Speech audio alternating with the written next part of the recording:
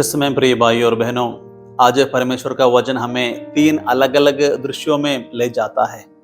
पहले दृश्य में हम डरपोक चेलों को समुद्र के बीच तूफान का सामना करते हुए देखते हैं। दूसरे में हम संत पौलुस से मिलते हैं, जिनका दिल अपने ही लोगों के लिए दुख से भरा हुआ है। और तीसरा में हम भविष्यवक्ता एलिया को एक गुफा में छिपा हुआ पाते हैं। वे थके हुए हैं और निराश है और उन्हें लगता है कि वे अकेले हैं। पहली नजर में ये कहानियां एक दूसरे से अलग लगती है, फिर भी ये सभी एक गहरे सच्चाई से जुड़ी है। परमेश्वर हमेशा अपने लोगों के पास तब आते हैं जब वे सबसे ज्यादा कमजोर और मुश्किल में होते हैं। हम में से हर एक ने जीवन में तूफानों का सामना किया है।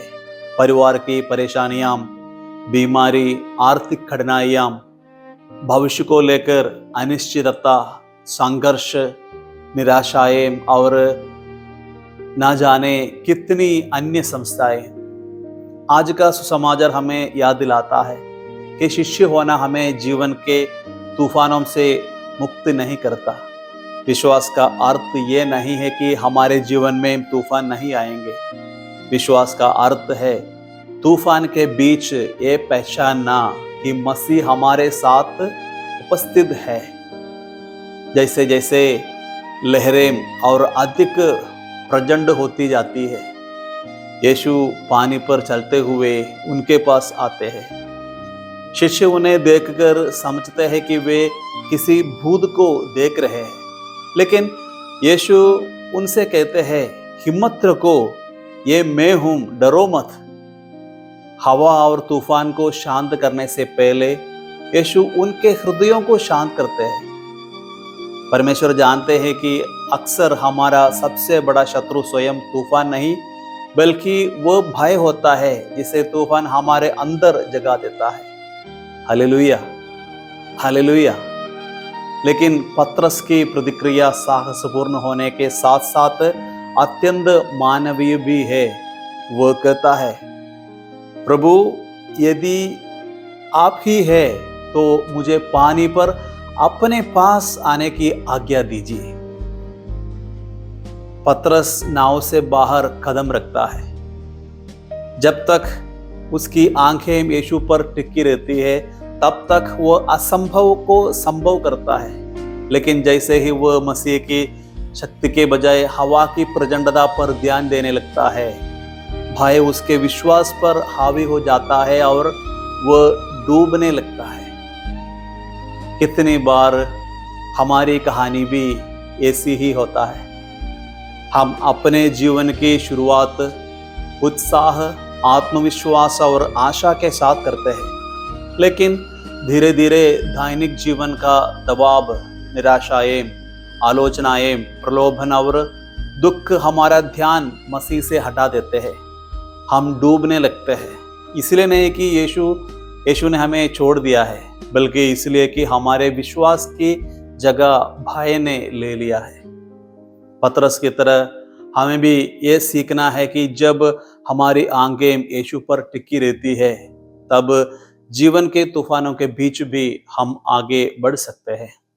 अगर आपको तैरना आता है तो क्या आपको पानी से डर लगेगा? हमें एक बात याद रखनी चाहिए, पतरस एक मछुआरा था जो बुलाए जाने से पहले ज्यादातर समय पानी में ही बिताया था। तो फिर उसने पानी से डर क्यों लगा? कभी कभी जीवन में सफलता प्राप्त करने के लिए हमारी प्रतिभा और हमारी शक्ति पर्याप्त नहीं होती।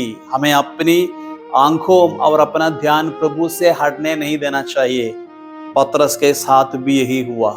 जब तक उसकी आंखें यीशु पर टिकी रही, वह पानी पर चलता रहा, लेकिन जैसे ही उसका ध्यान प्रभु से हटकर तेज हवा और ऊंची लहरों पर गया, उसका भय बढ़ गया और वह डूबने लगा।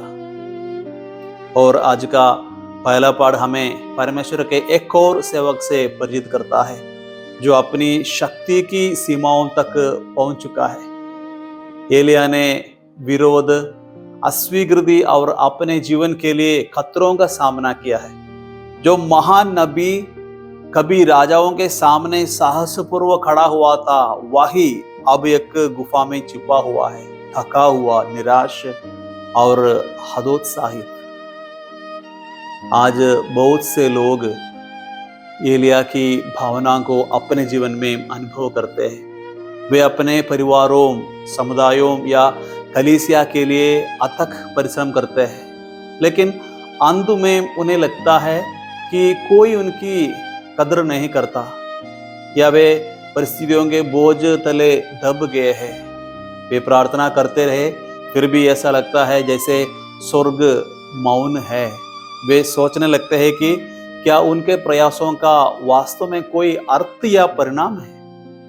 कभी कभी हम भी एलिया की तरह महसूस करते हैं, मैंने इतना सब कुछ किया फिर भी क्या बदला। लेकिन परमेश्वर हमारी थकान को देखते हैं, हमारे आंसुओं को जानते हैं और हमारे मौन पुकार को भी सुनते हैं। जब हमें लगता है कि हम अकेले हैं, तब भी परमेश्वर हमारे साथ होते हैं। Hallelujah, hallelujah.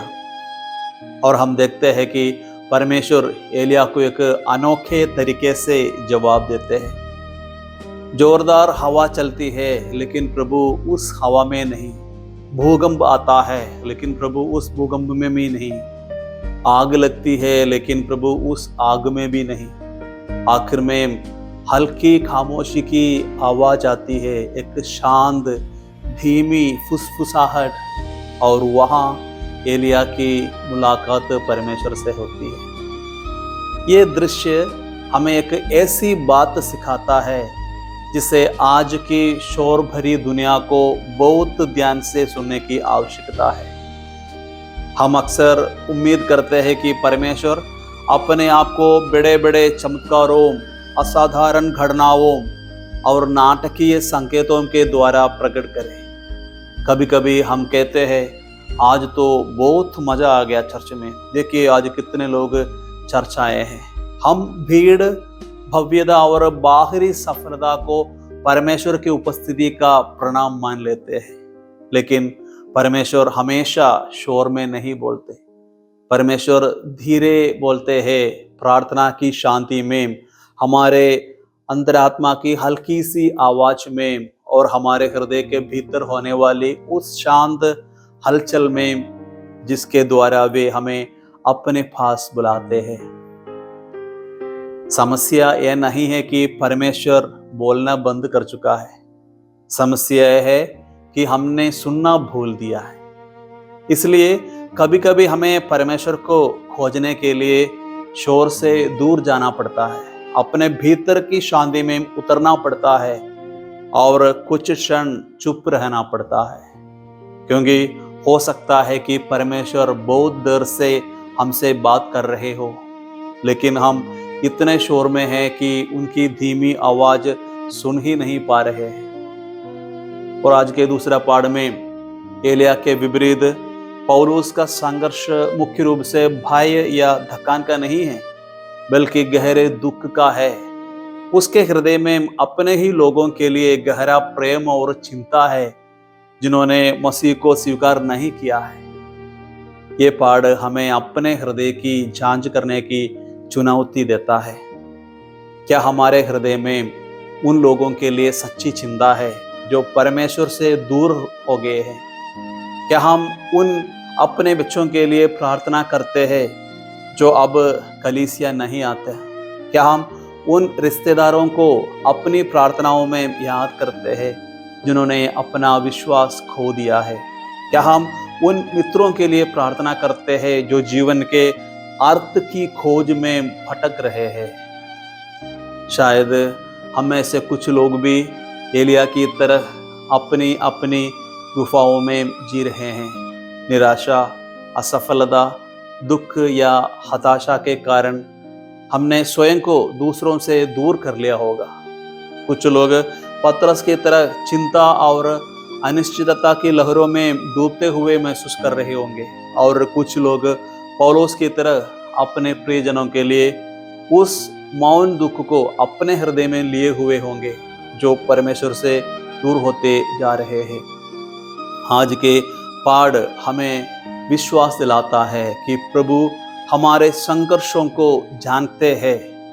ये तीनों पार्ट एक दूसरे के साथ बहुत सुंदर ढंग से जुड़े हुए हैं। पतरस हमें सिखाता है कि जीवन के तूफानों के बीच अपनी आंखें मसीह पर टिकाए रखें। एलिया हमें सिखाता है कि जब निराशा हमें धीरे धीरे घेर ले तब परमेश्वर की शांत और कोमल आवाज को सुनना सीखे। पौलुस हमें सिखाता है कि करुणामयी प्रेम के साथ दूसरों को अपने हृदय में स्थान दे। इन तीनों को एक साथ देखने पर हम परिपक्व मसीही विश्वास का मार्ग दिखाई देता है। इसलिए प्रिय भाई और बहनों, परमेश्वर हमारे जीवन में इसलिए नहीं आते कि हम पूर्ण हैं, बल्कि इसलिए आते हैं क्योंकि वे जानते हैं कि हमें उनकी आवश्यकता है। आमीन।